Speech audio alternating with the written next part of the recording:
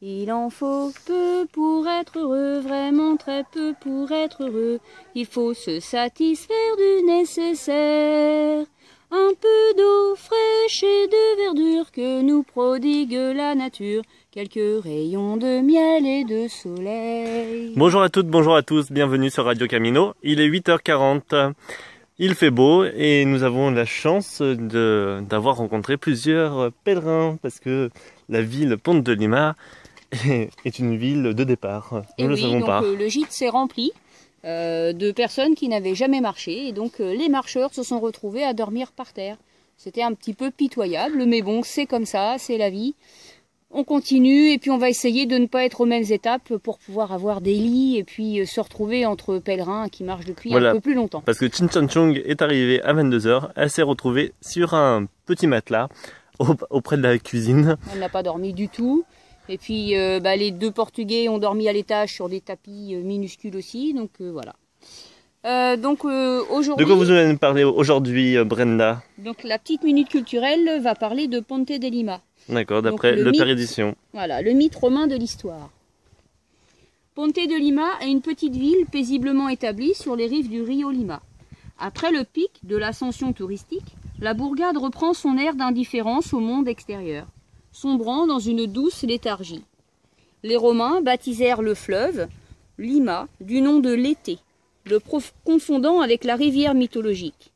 Lété signifie oubli en grec ancien. Le fleuve de l'oubli est l'un des 5 fleuves des enfers. Celui qui quittait l'enfer buvait de son eau pour oublier sa vie antérieure. Le Lété séparait le monde des vivants du monde des morts. On imagine les réticences des Romains à bâtir un pont sur un fleuve nommé ainsi. Les mythes associés au Lété compliquaient même les campagnes militaires des Romains dans la région. Les légionnaires craignaient de perdre la mémoire en le traversant. En 138 avant Jésus-Christ, Decimus Junius Brutus Caius, le consul qui a conquis la région de Minio, est obligé de lutter contre les croyances de ses hommes. On rapporte qu'il a traversé le fleuve, puis qu'il a appelé ses soldats un par leur nom. Ceux-ci, impressionnés d'entendre leur général se souvenir de leur nom, ont traversé sans crainte le fleuve et ont ainsi mis fin à sa réputation. Vous pouvez donc traverser sans crainte sur le beau pont romain reconstruit au Moyen-Âge, le fleuve de l'oubli, aujourd'hui appelé Lima. Et même si vous y baignez comme les habitants le font volontiers l'été, Ponte de Lima a également pour caractéristique d'être la plus ancienne ville du Portugal, puisqu'elle a été instituée par une charte le 4 mars 1125 et signée de Thérèse de Léon, comtesse régnante du Portugal. Cette charte crée un marché à Ponte de Lima, qui est maintenu sans discontinuer jusqu'à nos jours, ce qui en fait aussi le plus ancien marché du Portugal.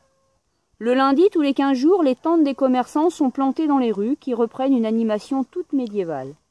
L'histoire, riche et mouvementée de la région, a également semé châteaux, tours et manoirs dans la verdoyante campagne qui a fait un écrin à Ponte de Lima, tandis que les rues de la ville elle-même sont bordées de constructions romanes, gothiques, manuélines, baroques, néoclassiques.